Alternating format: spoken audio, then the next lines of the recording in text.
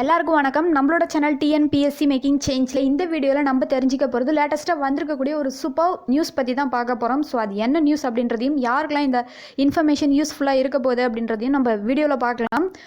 லேட்டஸ்ட்டாக வந்திருக்கக்கூடிய இந்த இம்பார்ட்டன்ட் நியூஸ் எதை பற்றி அண்ட் யாருக்கு அப்படின்னு பார்த்தீங்கன்னா டிஎன்பிஎஸ்சி எக்ஸாமோட ஒரு இம்பார்ட்டன்ட் அப்டேட் பற்றி தான் தெரிஞ்சுக்க போகிறோம்.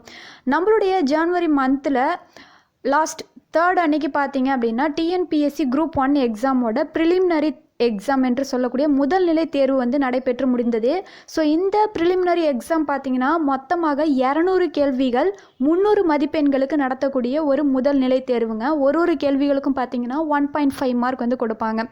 ஸோ இந்த கொஸ்டின் பேப்பரில் டிஎன்பிஎஸ்சி ஓரியன்டாக இப்போ போயிட்டுருக்க நியூஸ் என்ன அப்படின்னு பார்த்தீங்கன்னா, இந்த கொஸ்டின் பேப்பரில் கேட்கப்பட்ட 200 கேள்விகளில் 6 கேள்விகள் பார்த்தீங்கன்னா தவறாக உள்ளது அப்படின்னு சொல்லி ஒரு நியூஸ் வந்து போயிட்டுருக்கு. இது எந்த அளவுக்கு உண்மை அப்படின்றத டிஎன்பிஎஸ்சி வந்து இன்னும் அஃபிஷியலாக வந்து அனௌன்ஸ் பண்ணலை.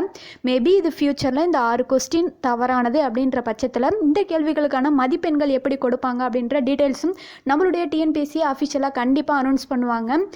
இது என்ன அப்படின்றத நம்ம கிளியர் பண்ணி தெரிஞ்சுக்கலாம். டிஎன்பிஎஸ்சியோட லேட்டஸ்ட் அப்டேட்ஸ் எல்லாத்தையும் நம்ம தெரிஞ்சுக்கலாம். ரொம்பவே சூப்பராக அவங்க எல்லாருக்கும் ரொம்பவே கிளியராக சொல்லுவோம். இந்த வீடியோவை உங்களோட ஃப்ரெண்ட்ஸ் அண்ட் ரிலேட்டிவ்ஸ் உங்களுக்கு தெரிஞ்சு டிஎன்பிஎஸ்சி குரூப் 1 எக்ஸாம் எழுதுகிற நண்பர்கள் கூடயும் ஷேர் பண்ணிக்கோங்க. டிஎன்பிஎஸ்சியோட எக்ஸாமுக்காக வெயிட் பண்ணிட்டு இருக்க ஃப்ரெண்ட்ஸ் கூடயும் ஷேர் பண்ணிக்கோங்க. லேட்டஸ்ட்டாக இப்படி ஒரு இன்ஃபர்மேஷன் வந்து போயிட்டுருக்கு அப்படின்ற டீட்டெயில்ஸை உங்களோட ஃப்ரெண்ட்ஸும் தெரிஞ்சுப்பாங்க. அவங்களுக்கு ரொம்பவே யூஸ்ஃபுல்லாக இருக்குங்க. டிஎன்பிஎஸ்சி ஓரியன்டாக உங்களுக்கு வேறு எதுவும் சந்தேகம் இருந்துச்சு அப்படின்னாலும் கீழே கமெண்ட் பாக்ஸில் கமெண்ட் பண்ணுங்கள்.